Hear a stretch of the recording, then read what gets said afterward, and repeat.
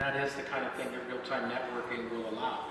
And so if you look and you say, I've got 5 cars that are half a mile away, and I want to be able to get that advertising not only targeted, but perfect. That's powerful. But when I say, you say yes to everything, we're working on logistics and autonomous cars and location down to the millimeter and retail applications. And so we're excited because historically, wired and wireless have kind of evolved independently. This is strong enough that it's going to be the wireline evolution for enterprise businesses. The next thing they're going to do in their building is wireless. So when we were chatting a bit ago, John, you mentioned retail as another use case, another example. I mean, the retail world is in a bit of a existential crisis, some might say, as we chatted earlier, relative to their place in the world in bricks and mortar versus everything being online. Where do you see the use case in retail as they're trying, the retailers who are mighty and strong and standing firm, but they're in some cases maybe fighting for their lives? Yeah, we went through internally an epiphany on our own retail. And we said, you know, retail was on decline, total traffic into the stores was going down, a lot of people were doing In the AT&T retail. AT&T retail. And you look at that and you'd say, boy, what can we do ourselves? And what can we technologically enable? And then what we realized is retail's not dead, bad retail's dead. There's a complete new model that has to take into account things like home delivery. Today for a mobile phone, 10% of all fulfillment we do with home delivery. So you look and you'd say the gig economy and these people that deliver food to your door and purchases to your door, mobile phones, we figured out and we went in just over a year from 0 dead stop to 10% of those being delivered into the home. You can imagine then you're going to deliver it into the business. And so when you think about that in retail, now all of a sudden, where is your store located? How do you start online, finish in the store? Do you want to go to the store to finish? Do you want to finish at home? Do you want to finish at the office tomorrow? All of those things require intense networking, good data flows, and real-time response. And we've remade our own retail model.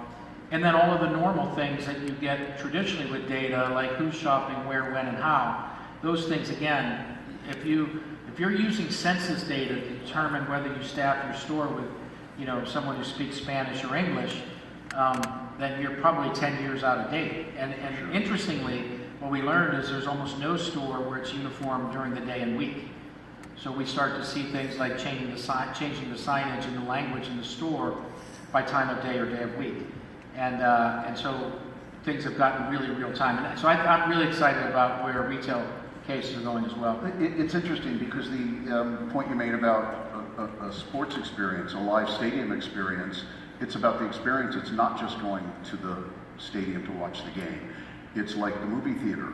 The idea of movie theaters with streaming, it's still the experience of going to that movie theater and having the all-inclusive experience and being part of a crowd, which is part of that entertainment. Yeah, I think it's really interesting, Michael, that each generation that comes along, they have a distinction that we describe them, whether they're millennials or which Gen X, Gen Y, Gen Z, and then we characterize them in divisive terms instead of embracing them for what they're going to bring to us.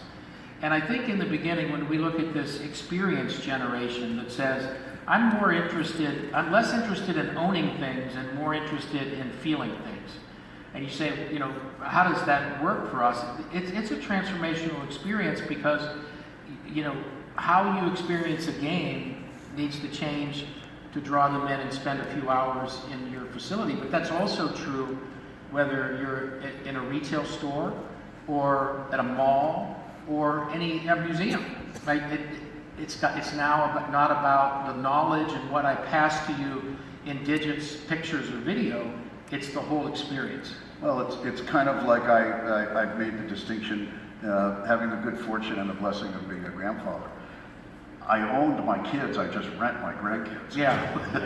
It's a whole different experience. Yeah, It's grandkids as a service, yeah. Exactly. It's a whole different experience. Be careful, yeah. Yeah, exactly. I like the old adage in that, like, I have 2 grandkids, and, you know, I have certain principles I try to live by. One of them is, I want to see them every month. They don't live in my city. I like some of the old school rules, but the interesting thing is they're going to teach us.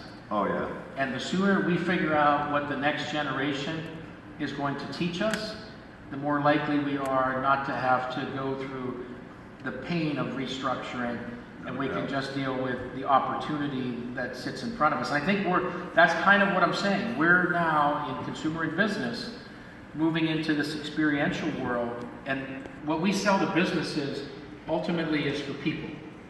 And the unifying thing between consumer and business for us in 5G is the last couple networks, through the network itself, was not the epicenter. The device was, or maybe the applications. The next generation, it's going to be life that's in the center of that. And so everybody's going to be reconstructing how they interact to build this experience-based world. And I think this network is not only in a position to enable it, I think it's a requirement to enable it. And that's why I think this thing's going to catch fire. And a lot of people get frustrated because they think about early hype cycles and maybe some disappointment in that. This is so multi-factored. Like, we're getting started on the work. We're excited about it. We want to talk about it because we want people to start to plan their worlds around it. It's interesting. I want to bring it back to the center and the reason that we at MediaLink decided CES was a place to bring industries together that weren't previously together. One of the things that I've noted is